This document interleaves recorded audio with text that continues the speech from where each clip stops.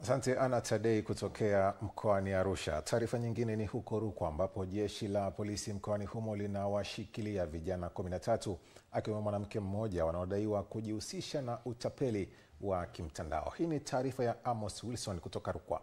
Akizungumza na waandishi wa habari, kamanda wa polisi mkoa wa Rukwa Sakap Shadrack Masija amesema vijana hao walikamatwa wakiwa na laini 36 za mitandao mbalimbali pamoja na simu zaidi ya 10.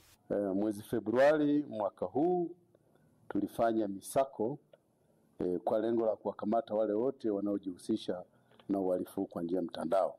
Katika misako hiyo tulifanikiwa kuwakamata watu 13, wakiwemo mwanamke mmoja kati ya hao 13. Wote takriban ni vijana tu ambao wana umri kati ya miaka 17 hadi 32.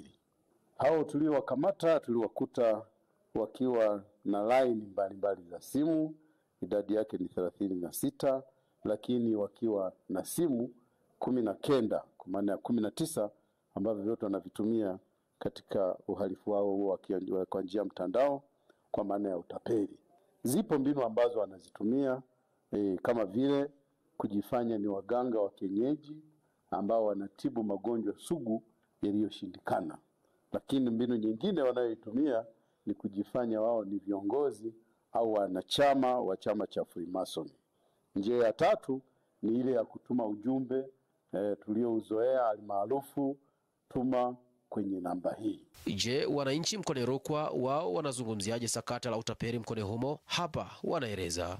Yaani unakuta mtu anakutumia kabisa hivi message imethibitishwa, umepokea kiasi, ukijichanganya tu umeshaliwa. Kwa kweli wanatusikitisha sana. Yaani Sumbawanga ndo wanaongoza, yani madini wengi, afu watoto wadogo. Nani wakikamata wanyongwe, na sehemu wanaopatikana ni Edeni. Tunazijua Bangu huko majengo kwako wengi kweli. Kwanza kwa mali ambazo wamezichuma kwa njia ambayo ya kitapeli wataifishwe, ikiwezekana na kufungwa kabisa ili we mfano kwa wengine, ili hata hawa vijana wadogo waogope kuingia kufanya hiyo kazi, kwa sababu hata kusali hawasali, wao ni wamekaa tu kwa ajili ya kuibia watu. Mambo haya ya simu pia TCRA wanatakiwa waongeze teknolojia zaidi kwa wale watu ambao watakuwa wanatuma hizi message waweze kublock mapema kabla hawajatapeliwa watu wengi zaidi, kwa sababu elimu wa Tanzania wengi elimu yetu ni ndogo. Kwa unapopata ile message unashawishika kirahisi kwa sababu ya elimu yetu pia ni ndogo. Hayo ni maoni kutoka kwa baadhi ya wananchi waliopo Sumbawanga hapa mkoani Rukwa wakizungumzia vitendo vya utapeli vilivyokithiri hapa mkoani Rukwa, na wameomba serikali kuchukua hatua kali za kisheria dhidi ya vijana wote ambao wanabainika na vitendo hivyo. Kutoka hapa mkoani Rukwa, mimi ni Amos Wilson wa EATV.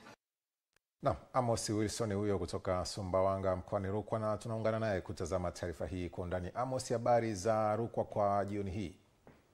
Exaudi Rukwa tuko vizuri, tuko salama. Nimeiona taarifa, ukitazama umri na muonekano wa vijana hawa ni mdogo sana, lakini matukio wanayofanya na wananchi pia wanathibitisha kwamba wanafahamu mpaka sehemu walipo.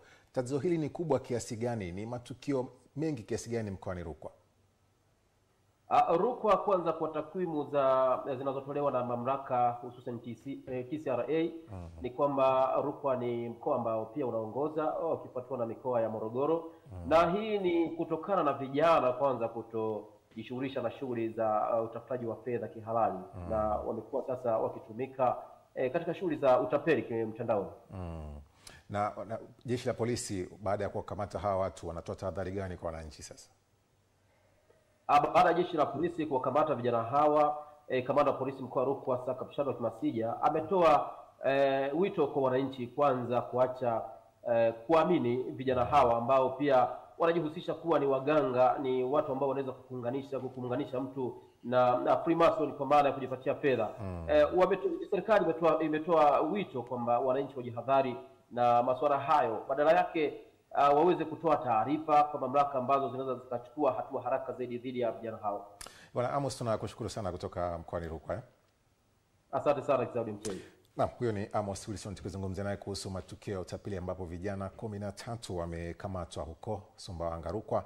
Kwa matukio ya tumekuuliza swali pia kupitia kwenye mitandao ya kijamii kwamba unafikiri ni nini sababu inawafanya vijana wengi kujiingiza kwenye utapeli. Kwenye ukurasa wetu wa Instagram nimekuona Danford Simon TZ anasema hakuna sababu, ni tabia tu. Mwizi ni mwizi, mbona mishe kibao za kufanya zipo? Lakini pia Adiali Tizi anasema hawana ajira na serikali haijaweka miundombinu bora ya kufanya kijana kujiajiri, hasa elimu inayotolewa mashuleni. Lakini pia James Chazi anasema